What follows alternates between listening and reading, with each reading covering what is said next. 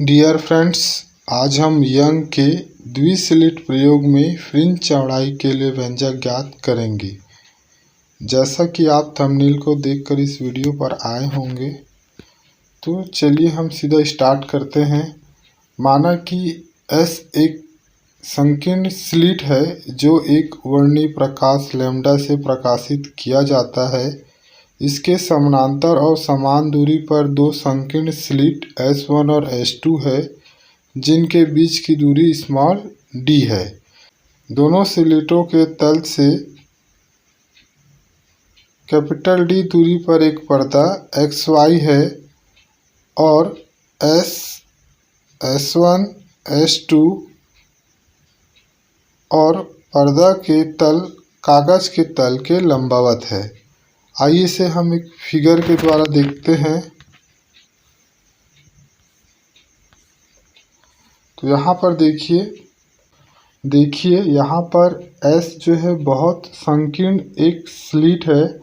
इसी के समानांतर S1 और S2 संकीर्ण स्लिट है और दोनों स्लिटों के बीच की दूरी कैसी है? स्मॉल d है। और यहाँ से इनके दोनों स्लिटों से पर्दा X और Y, पर्दे के बीच की दूरी कैपिटल D है। अब देखिए इनके सेंटर से एक सीधी रेखा गई है O और O1। दो भागों में बांट दिए गए स्लिट को, तो S1 और S2 स्लिट के बीच की दूरी कैसा हो जाएगा? D/2 और D/2, दोनों मिला के D हो गया हमारा। अब यहाँ पर देखिए पर्दे X और Y पर O से X दूरी पर बिंदु P है, जहाँ पर हमें दीप्त फ्रिंजें प्राप्त हो रही है। तो S1 के लिए भी P पर प्राप्त हो रही है और S2 से भी यहाँ पर फिगर प्राप्त हो रही है।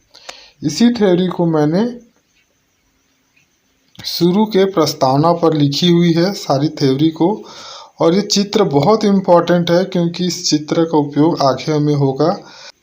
त्रिभुज का अध्ययन करेंगे, जैसे कि ये हो गया आपका S1PQ और S1PQ S1 एक त्रिभुज बनेगा। इसका हम लोग अध्ययन करेंगे। एक दूसरा त्रिभुज लेंगे हम लोग S2PR, एक त्रिभुज बनेगा समकोण त्रिभुज, दोनों को लेंगे।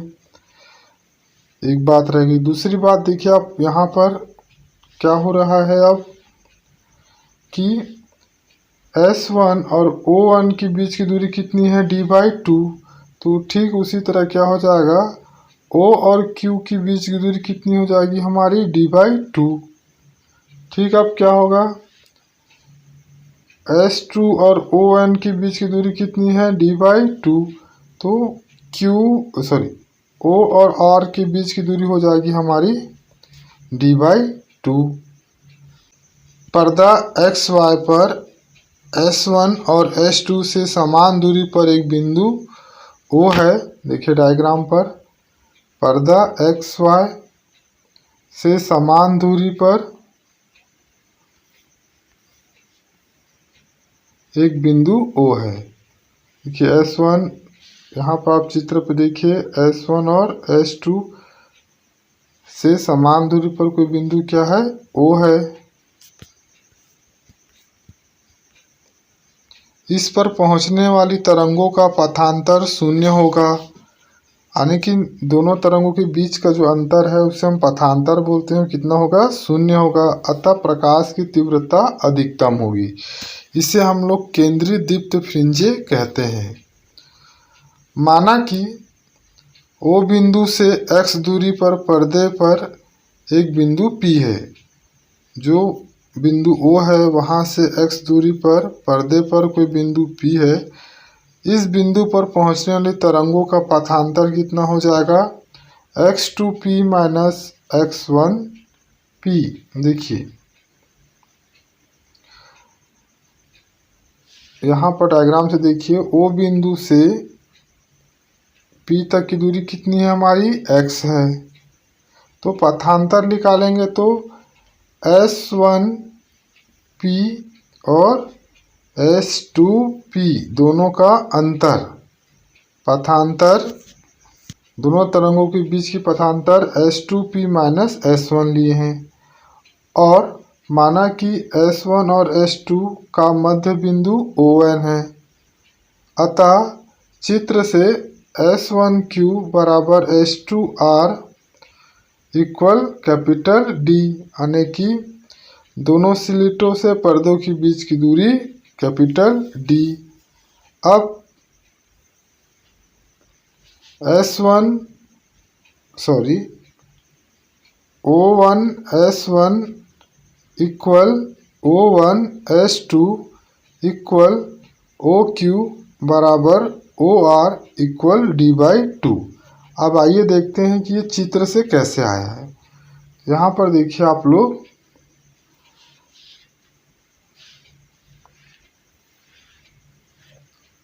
S1 से Q और बराबर S2R, तो बीच की दूरी कितनी है D है। दूसरी बात,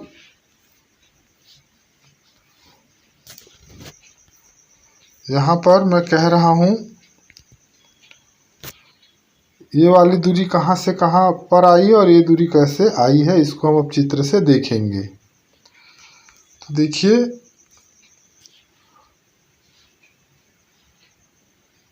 O1 और S1 के बीच की दूरी कितनी है D/2।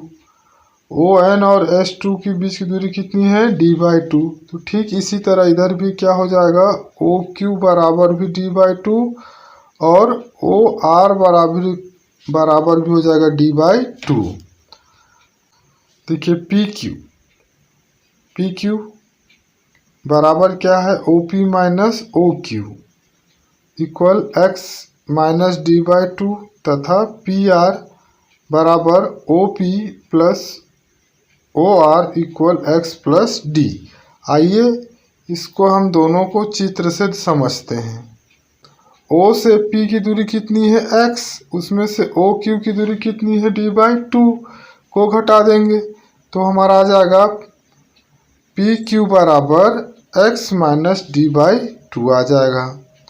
अब हमें किसकी दूरी निकालना है, P से R की दूरी निकालना है। तो आपको देख रहे हैं P से O तक की दूरी कितनी है X, उसमें से OR की दूरी कितनी है, यहाँ पर D/2 है तो ये भी D/2 होगा, तो जोड़ देंगे तो PR बराबर आ जाएगा X प्लस D/2।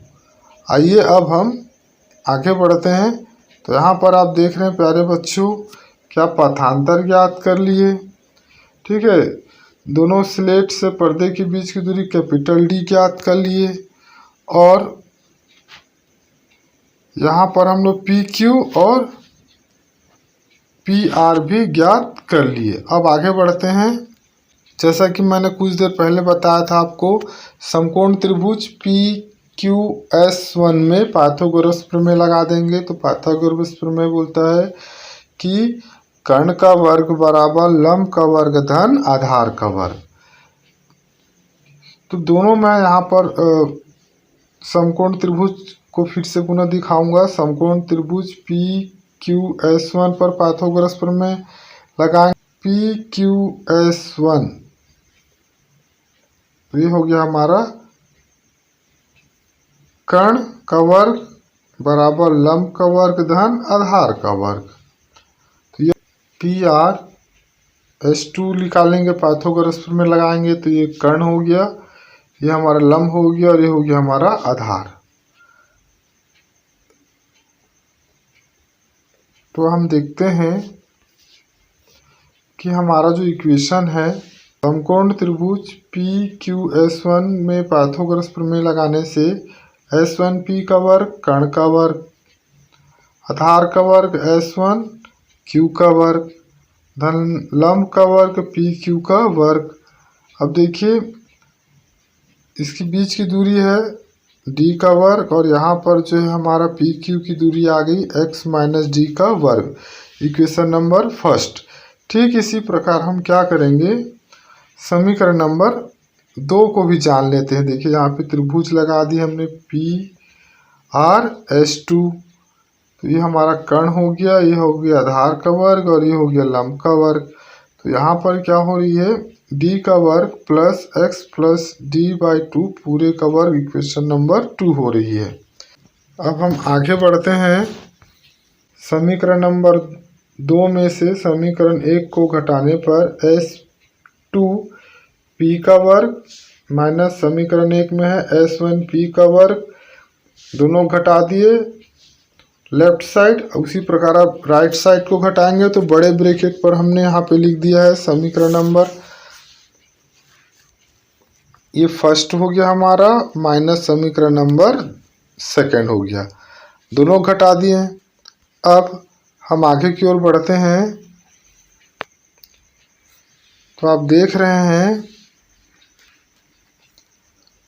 कि ब्रैकेट को हटा दूंगा तो यहाँ पर क्या हो जाएगा, चिन्ह का बदलाव हो जाएगा। सभी ब्रैकेट हटा दूंगा तो माइनस होने के कारण सेकंड टर्म्स पर चिन्ह का परिवर्तन हो गया, जिसके कारण d का वर्ग और d का वर्ग आपस में कैंसिल हो जाएंगे। ये दो टर्म्स हमारे पास बच जाएंगे। उसको हमने नेक्स्ट इक्वेशन पर यहाँ पर लिखा हुआ है S2p का वर्ग माइनस S1p का वर्ग इक्वल x प्लस d/2 का वर्ग माइनस x d/2 का वर्ग। अब यहाँ पर ये जो है, यहाँ पर जो हम a प्लस b के वर्ग का फार्मूला लगाएंगे और यहाँ पर जो है a माइनस b के वर्ग का फार्मूला लगाएंगे।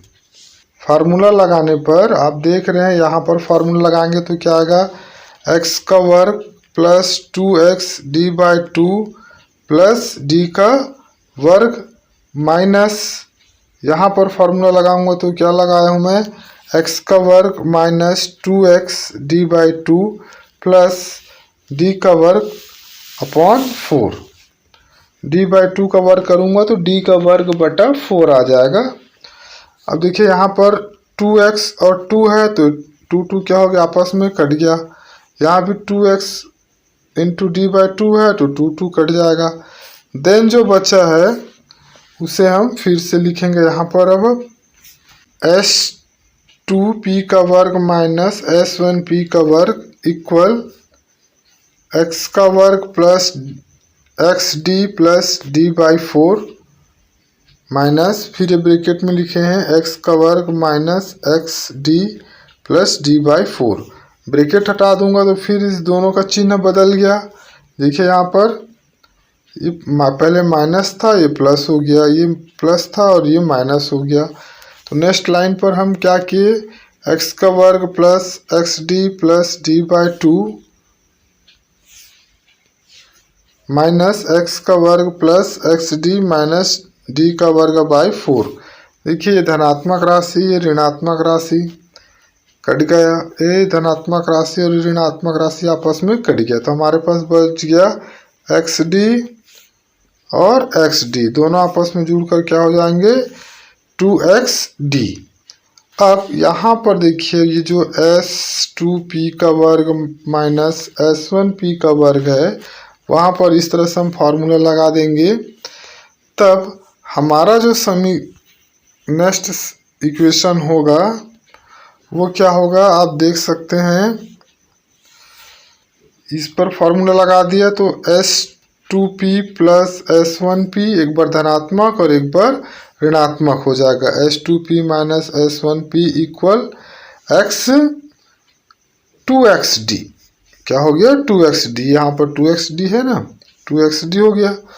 अब यहाँ पर हम देखिए इस टर्म्स को नीचे ले आते हैं तो हमारा राशि क्या बचेगा, x2p minus S1p equal 2xd बटा S2p प्लस S1p, ये हमारा होगा इक्वेशन नंबर 3। अब प्यारे बच्चों यहाँ पर देखिए बिंदु जो P है, पिक्चर पर देखिए, फिगर पर आप देखिए जो मैंने पहले इस वीडियो पे दिखाया है। बिंदु P बिंदु O के एकदम अत्यंत निकट होता है, अर्थात बिंदु O है वहीं पर ही बिंदु P रहता है। इसलिए S1P equal S2P equal D। Slide से पर्दों के बीच की दूरी मैंने क्या लिया हुआ है, कैपिटल D लिया हुआ है।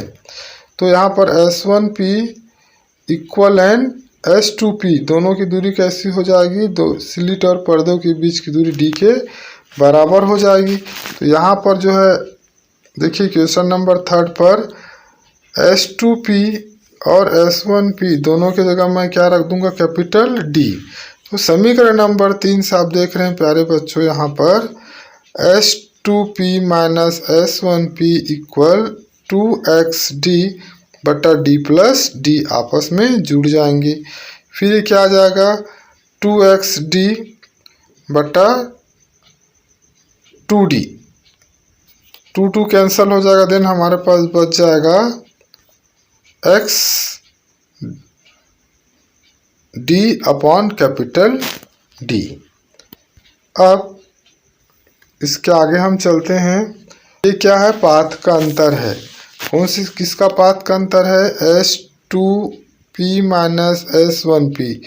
स्लाइड S2 से पर्दे पर जहाँ फिल्म बन रही है दीप्त अदीप्त पिक्चर, S1 से बिंदु P जहाँ पे दीप्त अदीप्त फिंजे बन रही है। तो इन दोनों पाथ S2P माइनस S1P दोनों के अंतर को हम लोग क्या बोलेंगे, पथांतर बोलेंगे। पथांतर कितना निकल गया हमारे पास इक्वेशन नंबर 4 के रूप में, XD अपॉन कैपिटल D। अब प्यारे बच्चों आप लोग को एक विशेष बात बताना चाहूँगा कि इस पे जो फ्रिंज बन रही है वो दीप्त भी फ्रिंजे बन रही है और अदीप्त फ्रिंजे भी बन रही है। तो सबसे पहले हम दीप्त फ्रिंजों का अध्ययन करते हैं कि दीप्त फ्रिंजों के लिए क्या क्या कंडीशन है। तो दीप्त फ्रिंजे के लिए कंडीशन है, अधिकतम तीव्रता के पथांतर λ/2 का समगुणक होता है। इसलिए समीकरण नंबर 4 से हमें क्या प्राप्त हुआ है, पथांतर बराबर हमें प्राप्त हुआ है XD बटा कैपिटल D। ये किसके बराबर हो जाएगा, आपका अधिकतम तीव्रता के पथांतर λ/2 का समगुणक। तो यहाँ पर 2n इंटू λ/2 हो जाएगा जो एक समगुणक है। अब प्यारे बच्चों देखिए यहाँ पर ये 2 और ये 2 कैंसिल हो जाएगा। देन क्या बचेगा, XD बटे कैपिटल D इक्वल यहाँ पर बच जाएगा हमारे पास n लैम्डा बचेगा। और इसको सिंप्लीफिकेशन करके हमने स्मॉल x का मान निकाल लिया। तो स्मॉल x इक्वल आ जाएगा n लैम्डा d बटा स्मॉल d। अब इसके आगे चलते हैं। जो फार्मूला है यहाँ पर n क्या है, अच्छा डबल लिख दिया मैंने इस फार्मूला को, x equal n lambda d बटा स्मॉल d, जो इक्वेशन नंबर 5 हमारा है। यहाँ पर n का मान है 0, 1, 2, 3 अनेक पूर्ण संख्या पर इसका मान लिया गया है। n के जगह 0 रखेंगे, 1 रखेंगे, 2 रखेंगे, 3 रखेंगे। तो जो फ्रिंजों का क्रम है, प्राथमिक, द्वितीयक, तृतीयक, इस तरह की फ्रिंजें जो है बनेंगी। अब आते हैं हम अदीप्त फ्रिंजे के लिए कौन कौन से कंडीशन है। अदीप्त फ्रिंजे के लिए कंडीशन हमारे पास जो है, न्यूनतम तीव्रता के लिए तरंगों के माध्य पथांतर λ/2 का विषम गुणक होता है। देखिए दीप्त फ्रिंजे के लिए क्या था, अधिकतम तीव्रता की बात किए थे। तो वहाँ पर जो है तरंगों का पथांतर जो है क्या हो रहा था, λ/2 का समगुणक हो रहा था। और अदीप्त फ्रिंजे डार्क फ्रिंज के लिए क्या हो रहा है, पथांतर λ/2 विषम गुणांक हो रहा है। तो आप देख रहे हैं पथांतर समीकरण नंबर 4 में आया है, XD upon capital D equal क्या हो जाएगा हमारे पास, 2n-1 λ/2।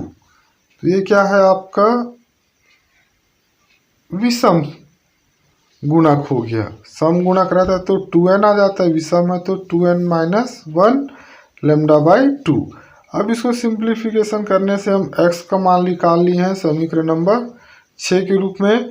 x equal 2n-1 lambda D बटा 2 स्मॉल डी, जहाँ पर n का मान रख सकते हैं 1 2 3 4, ऐसे बढ़ते जाएंगे रखते हुए। अब हम आते हैं दीप्त फ्रिंज और अदीप्त फ्रिंज के लिए पथांतर निकाल लिए हैं, तो अब निकालते हैं दीप्त फ्रिंज की चौड़ाई। तो दीप्त फ्रिंज की चौड़ाई किन्हीं भी दो अदीप्त फ्रिंजों के बीच दीप्त फ्रिंज होती है, अतः दो क्रमागत अदीप्त फ्रिंजों के बीच की दूरी दीप्त फ्रिंजों की चौड़ाई के बराबर होती है। यहाँ पर ये बताना चाह रहा हूँ कि दो अदीप्त फ्रिंजों के बीच ना एक दीप्त फ्रिंज प्राप्त होगी और इसी दीप्त फ्रिंज की चौड़ाई हमें ज्ञात करनी है।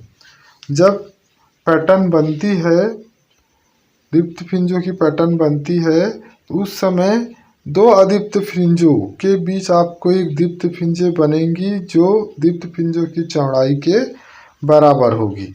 तो हम यहाँ पर पहला निकाल सकते हैं एनवी अदीप्त फ्रिंजों की केंद्रीय दीप्त फ्रिंजों से दूरी। जो अदीप्त फ्रिंज की जो केंद्रीय दीप्त फ्रिंज से दूरी कितनी है, तो हो जाएगा हमारा 2n equal 2n-1 into lambda D upon 2d। इसी प्रकार ये एनवी हो गई। अब निकाल लेते हैं n-nv।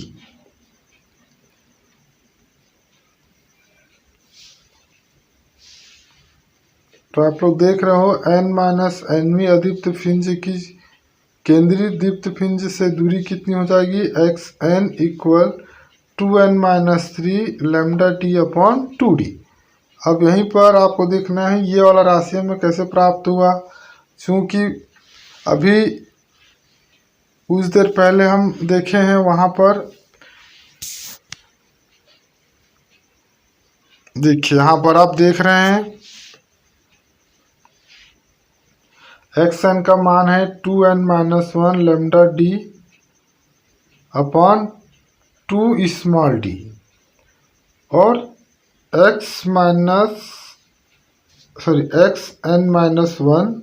पर मैंने ये फॉर्मूला लिखा है। तो यहाँ पर हम क्या करेंगे, जो आपका n है, n का ही मान यहाँ xn पे रख देंगे तो n-nv की दूरी निकल जाएगी। तो देखिए xn equal 2n-3 lambda D upon 2 small D. तो यहाँ पर देखिए मैंने एक रफ कॉपी करके आप लोग को बताया है कि 2n-1 और n की जगह क्या रख देंगे हम लोग 2 और n का मान है n-1 -1।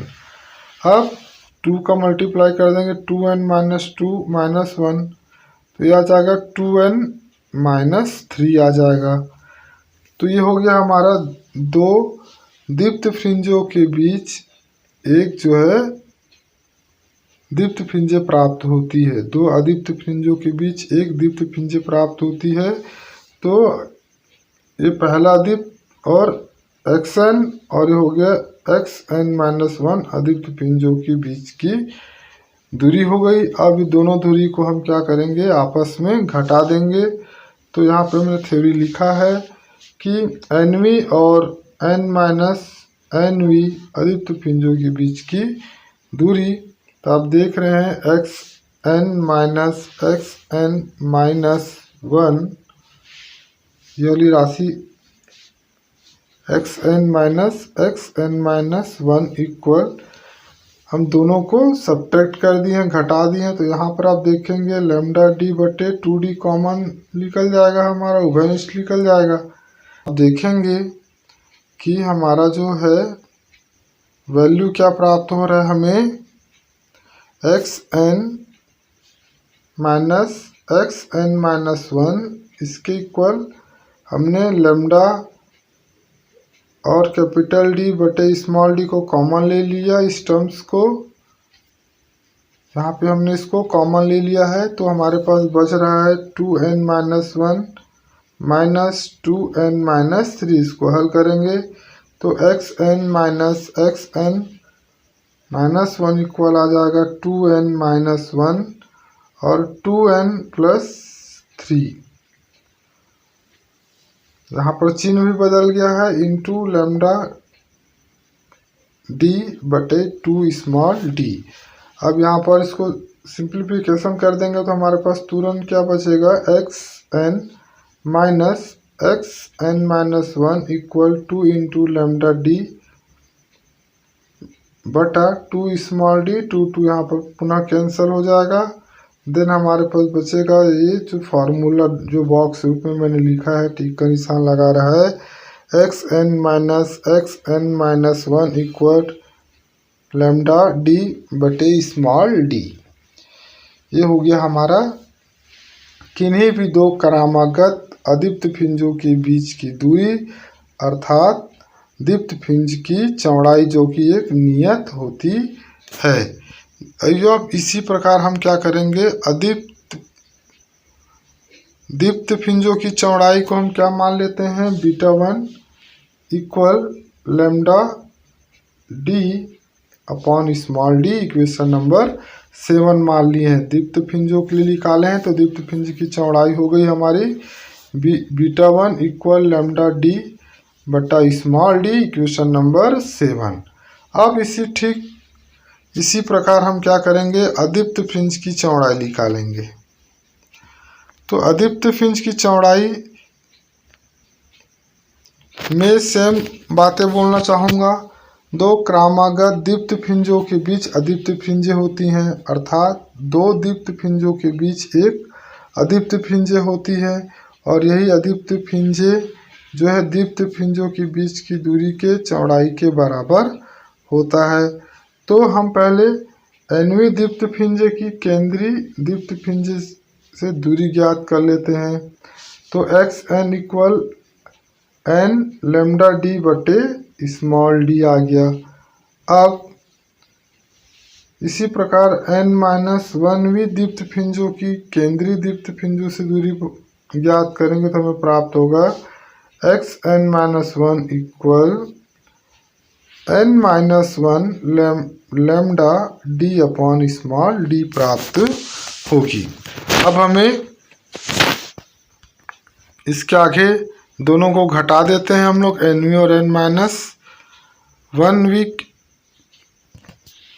तो दीप्त फ्रिंजों के बीच की दूरी कितनी हो जाएगी, यहाँ पर xn-1 इक्वल ये हो गया हमारा nवीं और ये हो गया n-nवीं। दोनों में से कॉमन ले लेते हैं हम लोग, लैम्डा डी बटा स्मॉल डी, लैम्डा डी बटे स्मॉल डी कॉमन ले लेंगे और इसको सिंप्लीफिकेशन करेंगे तो आ जाएगा हमारे पास, आप देख रहे हैं xn-1 को सिंप्लीफिकेशन करते हैं तो n ब्रैकेट में n-1 पूरे का होल ब्रैकेट बंद लैम्डा डी बटा स्मॉल डी। अब सिंप्लीफिकेशन करने के बाद ये राशि में प्राप्त हो जाएगा और चिन्ह भी परिवर्तित हो जाएगा यहाँ पर। तो n-n+1 जो कि n कैंसिल हो जाएगा और एक से किसी भी संख्या का मल्टीप्लाई होगा तो यही संख्या मिलेगा हमें। तो xn-1 इक्वल हो जाएगा लैम्डा डी बटे स्मॉल डी होगा। तो इससे ये पता चल रहा है कि किन्हीं भी दो दीप्त फ्रिंजों के बीच की दूरी अर्थात अदीप्त फ्रिंजों की चौड़ाई नियत रहती है। इसलिए इक्वेशन नंबर 3 से हमें प्राप्त होगा कि अदीप्त फ्रिंजों की चौड़ाई β2 इक्वल लैम्डा डी बटा स्मॉल डी प्राप्त होगी। पुनः इक्वेशन नंबर 7 इक्वेशन नंबर 8 एक समान हमें प्राप्त हो रहा है। तो दोनों से स्पष्ट है कि आपके पास जो है दीप्त फ्रिंज और अदीप्त फ्रिंजों की चौड़ाई नियत होती है और हमारा यंग के प्रयोग में फ्रिंज चौड़ाई क्या हो जाएगी, बीटा बराबर लैम्डा डी बटा स्मॉल डी प्राप्त होगी।